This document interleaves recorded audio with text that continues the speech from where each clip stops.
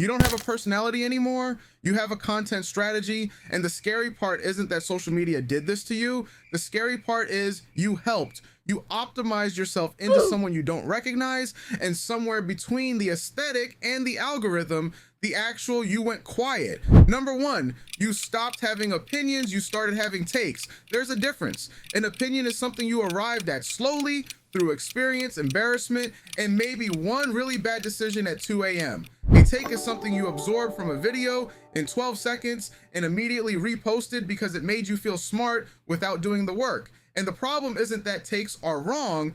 Some of them are great. The problem is your brain can't tell the difference anymore between what you actually think and what the algorithm decided you should think this week.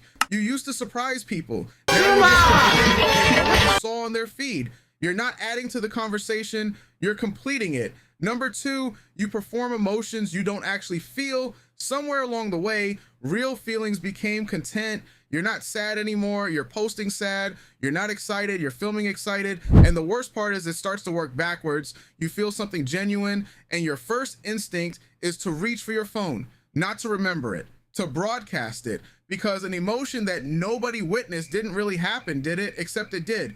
It happened to you, for you. But the algorithm doesn't care about things that happen to you. It only cares about things that happen for it. So slowly, quietly, you started feeling things for the algorithm instead of for yourself. And one day you realized you couldn't remember the last time you were alone with a feeling and just let it be. Number three, your taste isn't yours anymore. What music do you actually like?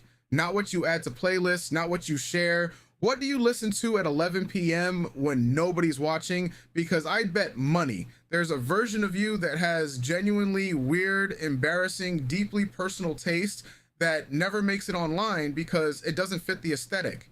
The aesthetic that wasn't even your idea. You saw someone cooler than you online, copied their vibe, and then slowly forgot what your vibe was before you saw theirs. Now you curate instead of consume. You experience art as content to react to instead of something to actually feel. And any music, movie, or book that doesn't fit your personal brand just gets quietly filtered out of your life.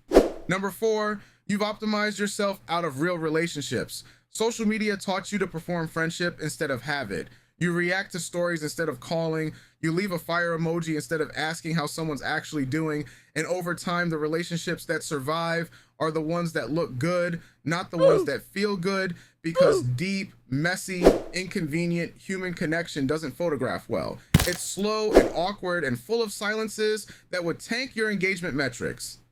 So you downgraded your relationships to content.